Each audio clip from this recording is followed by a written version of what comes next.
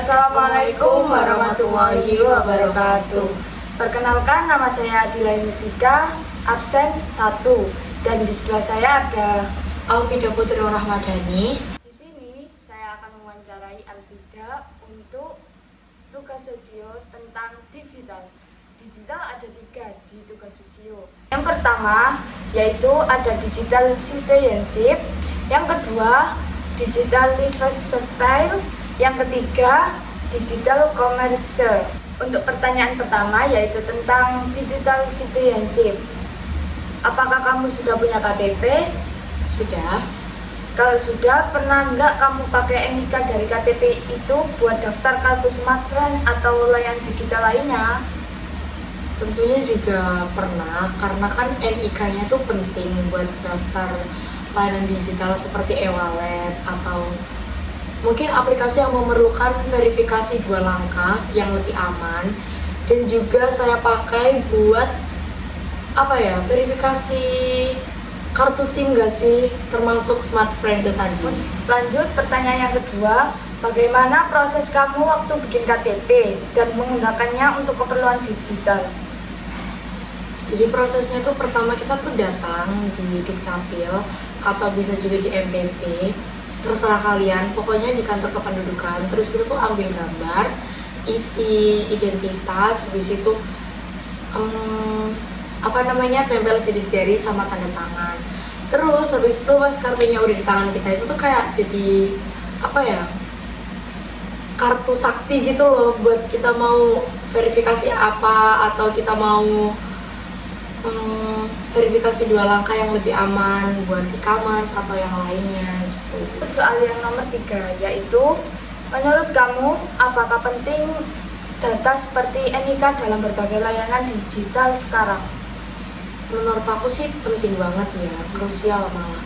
Karena kan itu kayak bisa banget buat jadi keamanan, kepatuhan, dan juga integrasi juga. Jadi kayak biar yang daftar itu kayak manusia beneran, jadi bukan yang robot atau AI. Jadi gitu. Lanjut, soal yang keempat yaitu, apakah kamu merasa aman menggunakan data pribadi seperti NIK saat registrasi online? Kalau dibilang 100% aman sih enggak, cuman ya kadang was-was aja. Tapi aku selalu kayak menggunakan atau input NIK ku itu di aplikasi yang memang platformnya gede dan juga udah terpercaya. Pastinya aku sebelum memasukin NIK aku tuh aku cek dulu untuk kebijakan privasinya atau bagaimana. Oke, kita lanjut topik tentang digital lifestyle. Untuk yang pertama, soalnya yaitu, selain media sosial, aplikasi apa lagi yang kamu pakai setiap hari? Selain IG sama TikTok ya. Pastinya aku gunain WhatsApp sama Telegram buat chattingan dan juga ngurusin organisasi. Terus yang pastinya yang lain dan juga tidak bukan adalah e-commerce seperti Shopee dan juga Tokopedia. Untuk tiap hari sih aku ngecek ya, biasanya sih ngecek voucher atau ngecek ada flash sale atau enggak, seperti itu. Lanjut, soal yang kedua yaitu, apa kamu pernah coba belajar online atau ikut kelas lewat aplikasi? Ceritain pengalaman kamu. Pernah, salah satunya itu aplikasi yang namanya Coursera atau kayak aplikasi edukatif lainnya. Di situ tuh belajarnya tuh fleksibel banget. Jadi aku tuh bisa belajar dari jam 11 malam atau sampai jam 1 pagi. Karena modulnya tuh berbentuk video, tapi harus disiplin ekstra karena nggak ada guru pengawas yang bisa ngawasin kita buat belajar. Jadi untuk disiplinnya tuh dari masing-masing pribadi, seperti itu. Jadi kamu sukanya belajar jam 11? Iya, SKS, sistem kebut Keren sih, keren. Lanjut, soal yang ketiga yaitu, menurut kamu apa keuntungan dan kerugian sering menggunakan gadget? Untuk keuntungannya banyak, kita bisa tahu informasi terbaru, lebih update sama keadaan-keadaan yang jauh dari kita. Untuk kekurangannya tuh ada di fisik sama mental. Mungkin kalau fisik dari mata, dari kepala kan kita capek. Ya. Lihat handphone terus. Kalau di mental tuh mungkin kita tuh ke bawah arus sama FYP. Jadi mungkin FYP-nya lagi mellow, kitanya ikut-ikutan mellow gitu. Iya, Jadi kayak di ikut-ikutan TikTok aja ya. gitu. Iya benar. Lanjut soal yang keempat, yaitu biasanya kamu habiskan waktu berapa lama sehari untuk bermain game atau streaming video? Kalau bermain game sih jarang, mungkin setengah jam buat apa ya? Pasti Roblox ya? Iya, buat sekedar main-main Roblox. Tapi kalau stream video mungkin aku bisa ngehabisin sekitar 2-3 jam sih. Kalau lagi ada waktu luang ya. Tuh. Lanjut untuk topik selanjutnya, yaitu digital commerce. Untuk pertanyaan yang pertama, kamu pernah beli produk lewat marketplace seperti Tokopedia atau Shopee? Pernah. Sering banget. Sering. Ceritain dong pengalamanmu. Untuk beli di Shopee sama Tokopedia. Iya. Kalau di Shopee tuh aku sering banget udah kayak rutinitas sehari-hari, karena menurutku marketplace-nya tuh sering banget gratis ongkir dan juga ada diskon apalagi flash sale. Cuman kalau di Tokopedia mungkin aku lebih beli barang-barang yang spesifiknya tuh elektronik kayak gitu. Tapi yang marketplace-nya cuma Tokopedia atau Shopee? Enggak kayak Lazada, kan ada banyak lagi.